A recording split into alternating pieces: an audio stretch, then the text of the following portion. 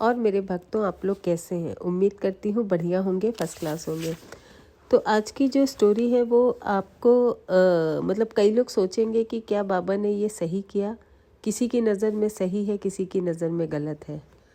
तो ये कहानी कुछ इस प्रकार है कि गर्मी की रात थी। महाराज जी अपने एक भक्त के मकान के बाहर लॉन में कुछ लोगों के साथ बैठे हुए थे। इसी बीच दो व्यक्ति उनके पास आए। एक व्यक्ति जो है वो वकील का मतलब ड्रेस पहने हुए था, और जो दूसरा जो व्यक्ति था वो धोती में था। दोनों ने बाबा को प्रणाम किया और वहीं पर बैठ गए। बाबा क्या कर रहे थे ना कि इन लोगों पर ध्यान नहीं दे रहे थे और वहाँ बैठे लोगों से बातों में मशगूल थे।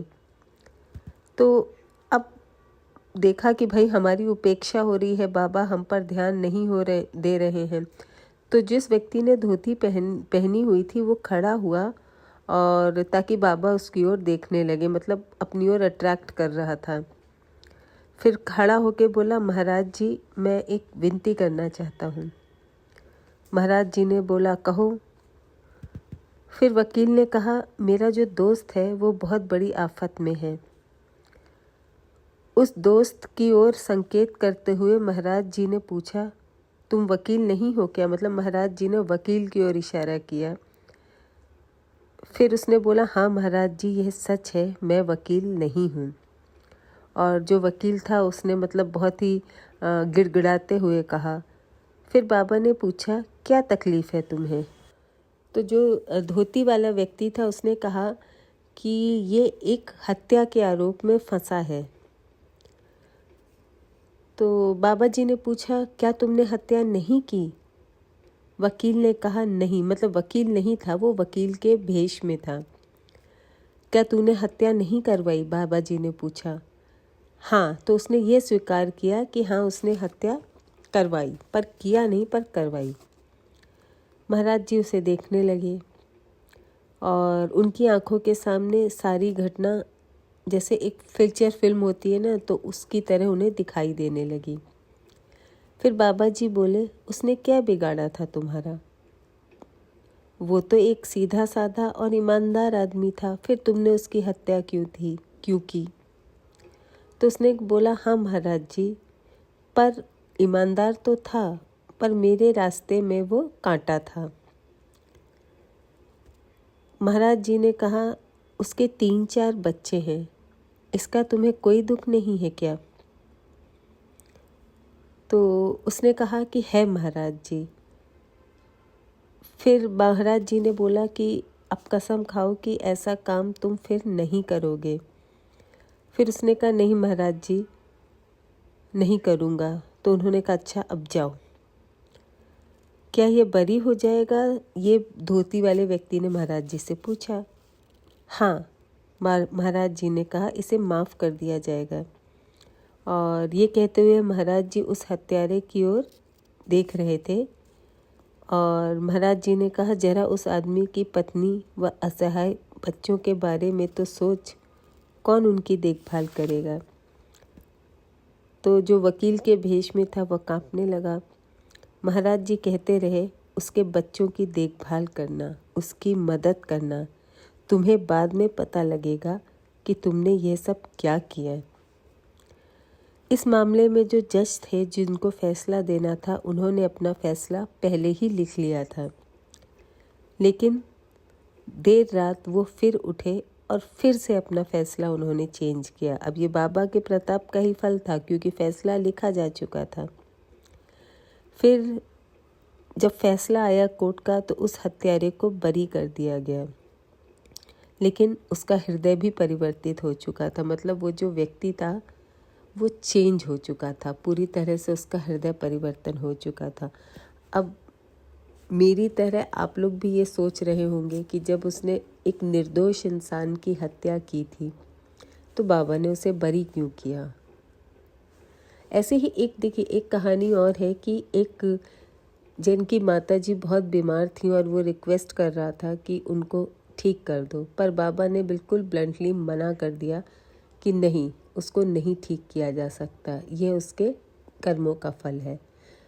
पर यहाँ बाबा जी ने उसको बरी करवा दिया।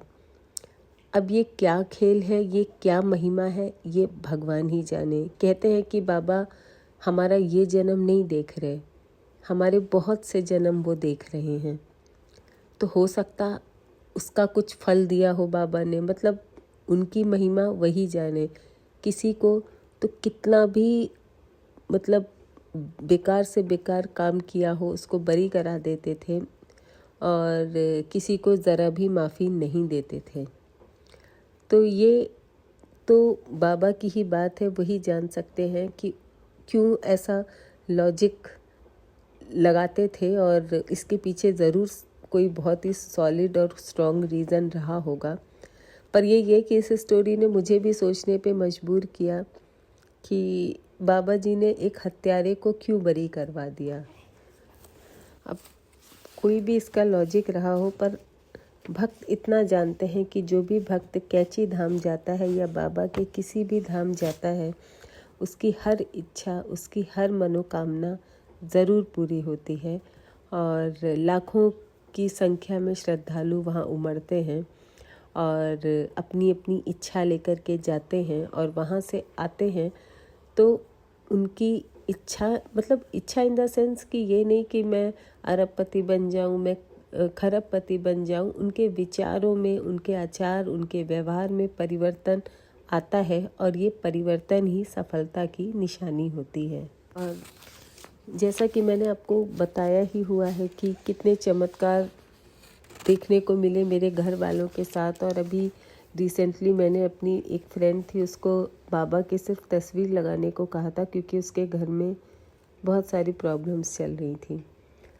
तो बाबा की तस्वीर लगाने से ही उसके घर की सारी समस्याएं विदिन 15 डेज़, मतलब 15 दिन के अंदर ही उसके घर की सारी समस्याएं सॉल्व हो गई। यहाँ तक कि उसके हस्बैंड की नौकरी भी जा चुकी थी, और 6-7 महीने से स्ट्रगल कर रहे थे, कोई नौकरी नहीं मिल रही थी।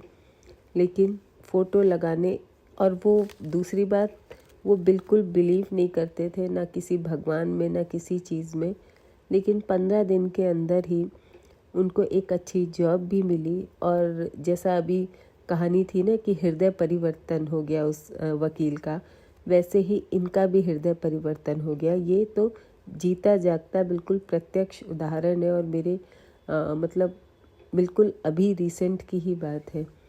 और ऐसा हृदय परिवर्तन हुआ कि जो व्यक्ति कभी भगवान को मानता ही नहीं था, वो रोज़ सुबह उठ के एवरी सैटरडे और ट्यूसडे हनुमान मंदिर जाने लगा, और रूटीन बना लिया जाना, और बाबा की तस्वीर के सामने दीपक जलाना, उनकी पूजा करना। तो ये इतना इंस्टेंट हृदय परिवर्तन। वही मैंने कहा कि लोग लालच में जाते हैं कि रुपया मिल जाए, शोहरत मिल जाए, दौलत मिल जाए। नहीं, आपको वहाँ जाना है सिर्फ आपका हृदय परिवर्तन हो जाए, और डेफिनेटली आपका हृदय परिवर्तन होगा। और जब हृदय परिवर्तन होगा तो अपने आप ही चीज़ें जो नेगेटिव में चल रही हैं, किसी के साथ भी, किसी को कोई भी प्रॉब्लम है, वो चीज़ें पॉजिटिव होंगी। क्योंकि माइंड का और कहते हैं ना सोल का, दोनों का पॉजिटिव होना बहुत ज़रूरी है किसी भी सक्सेस के लिए, किसी भी सफलता के लिए। पर लोगों की सफलता होती है पैसा, रुपया, ये सफलता नहीं है। जो असली सफलता है वो वहाँ जा कर के आपको ज़रूर मिलेगी, और अपनी समस्या का हल भी आपको मिलेगा। आपके दिमाग के सोचने समझने की शक्ति भी बढ़ेगी, और आप एक सही दिशा में उचित निर्णय ले पाएंगे। ये पावर है बाबा की। और एक बार जा कर के देखिए, जो हो आए हैं वो तो जानते ही होंगे इसकी महिमा। जो नहीं गए हैं वो जा कर के देखें कि कितना बदलाव, कितने चेंजेस आपके अंदर आएंगे, और ये आप खुद फील करेंगे।